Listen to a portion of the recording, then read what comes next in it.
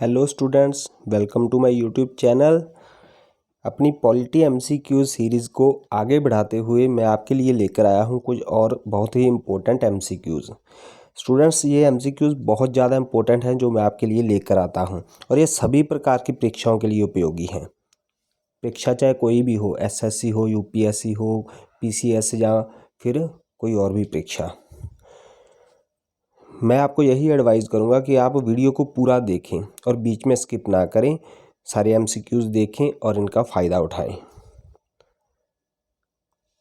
इस सीरीज़ में आज का हमारा पहला प्रश्न है, लोकसभा अध्यक्ष का चुनाव कौन करता है। हमारे पास 4 ऑप्शंस हैं और इनमें से जो राइट ऑप्शन है वो है ऑप्शन ए, लोकसभा के सदस्य। लोकसभा के सदस्य अपने बीच में से ही अपने अध्यक्ष यानी कि लोकसभा के स्पीकर का चुनाव करते हैं। हमारा अगला प्रश्न है, लोकसभा का नेता कौन होता है।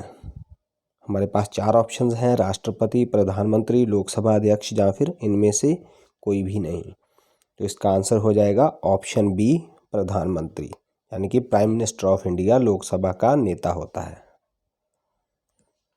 हमारे पास अगला प्रश्न है, संविधान की किस अनुसूची में असम, मेघालय, त्रिपुरा और मिजोरम, ध्यान देना जो 4 राज्य हैं, असम, मेघालय, त्रिपुरा और मिजोरम के अनुसूचित जनजाति क्षेत्रों के प्रशासन के संबंध में प्रावधान किया गया है।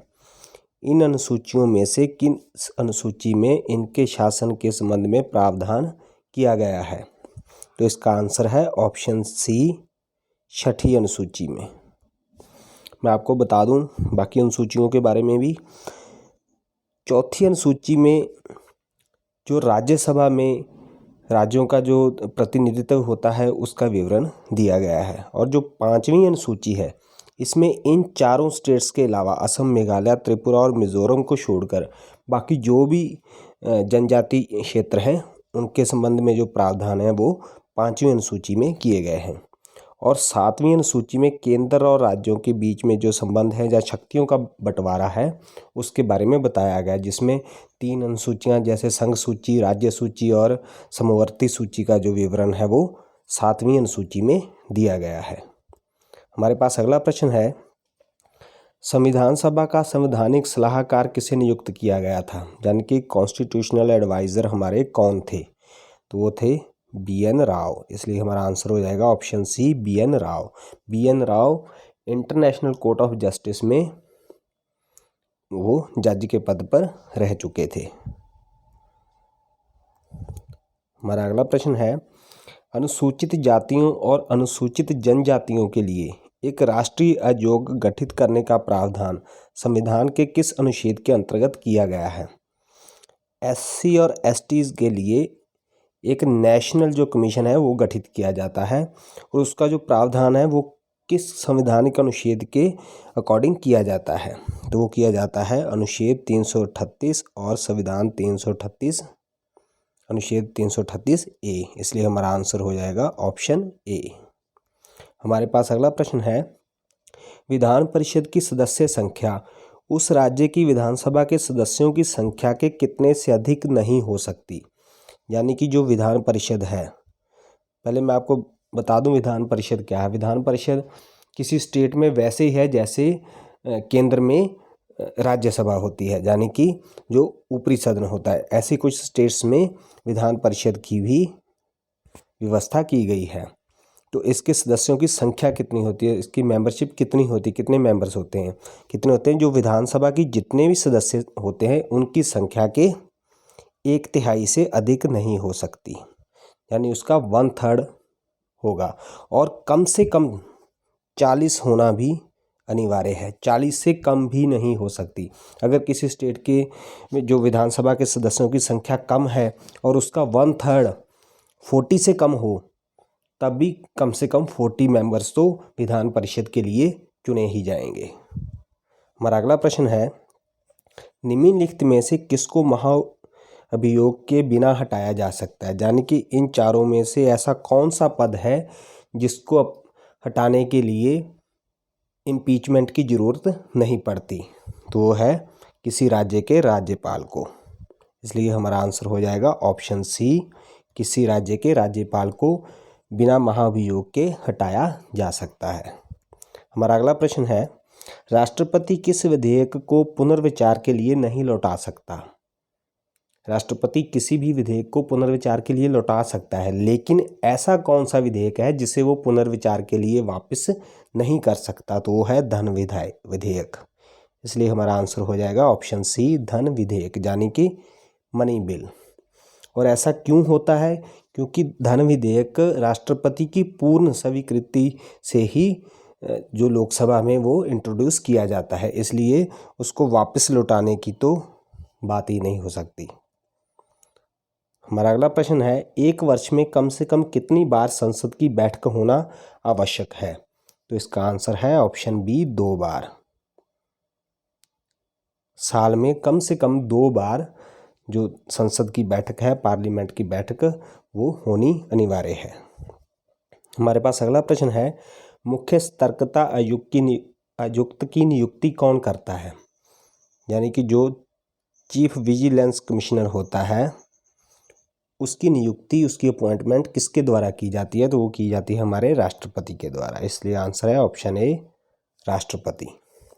हमारे पास अगला प्रश्न है, भारत के नियंत्रक और महालेखा परीक्षक की रिपोर्ट की समीक्षा करने वाली संसदीय समिति कौन सी है?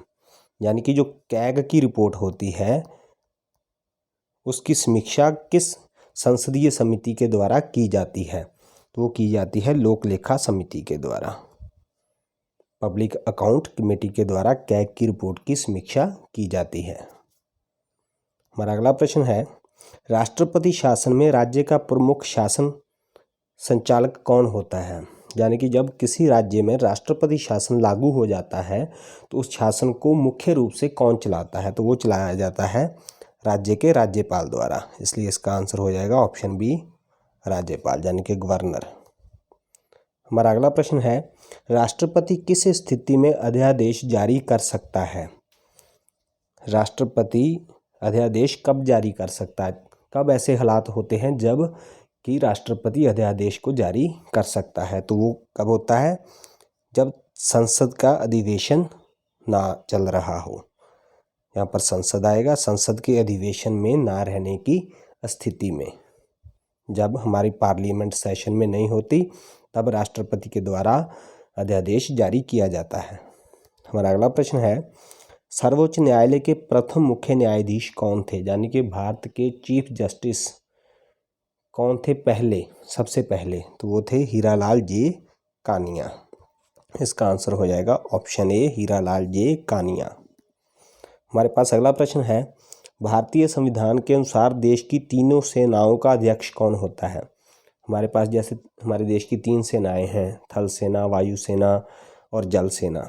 उन तीनों का जो सुप्रीम कमांडर होता है वो कौन होता है? वो होता है हमारे राष्ट्रपति। इसलिए इसका आंसर हो जाएगा ऑप्शन ए, राष्ट्रपति। हमारा अगला प्रश्न है, सामान्यतः किसी क्षेत्रीय परिषद की अध्यक्षता कौन करता है? जो क्षेत्रीय परिषदें होती हैं उनकी अध्यक्षता कौन करता है? तो वो करता है केंद्रीय गृह मंत्री, यूनियन होम मिनिस्टर, इसकी अध्यक्षता करता है। और यहाँ पर एक होती हैं इंटरस्टेट काउंसिल्स, अंतर्राज्यीय परिषद, तो उसकी अध्यक्षता कौन करता है? वो की जाती है प्रधानमंत्री के द्वारा। हमारे पास अगला प्रश्न है, भारतीय संविधान की कौन सी विशेष व्यवस्था दक्षिण अफ्रीका के संविधान से ली गई है? यानी कि भारतीय संविधान की ऐसी कौन सी प्रोविज़न है जो साउथ अफ्रीका के कॉन्स्टिट्यूशन से हमने बोरो की है? तो की है संविधान संशोधन की जो हमारी प्रक्रिया है, कॉन्स्टिट्यूशन को अमेंड करने की जो प्रोसेस है, वो हमने दक्षिण अफ्रीका के संविधान से ली है। इसलिए हमारा आंसर हो जाएगा ऑप्शन सी, संविधान संशोधन की प्रक्रिया।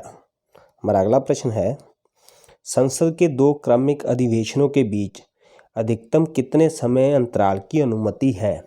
यानी कि संसद के 2 सेशनों के बीच ज़्यादा से ज़्यादा कितना समय हो सकता है? तो वो हो सकता है 6 मंथ्स, यानी कि 6 माह।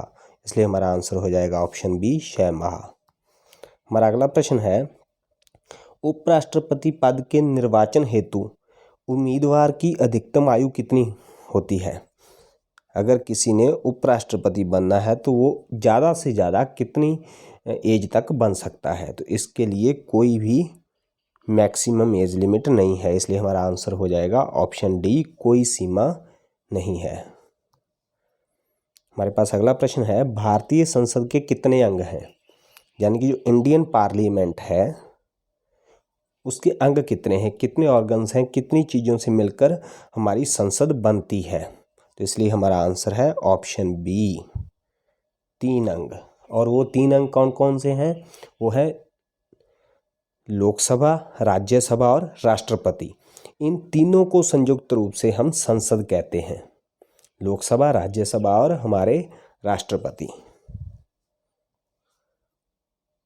स्टूडेंट्स, अगर ये वीडियो आपको अच्छा लगा है तो वीडियो को लाइक और शेयर ज़रूर करें, और ऐसी और बहुत सारी वीडियोस देखने के लिए आप मेरे चैनल को सब्सक्राइब कर लें और अपने एग्ज़ाम की बेहतर से बेहतर तैयारी करें। Thank you.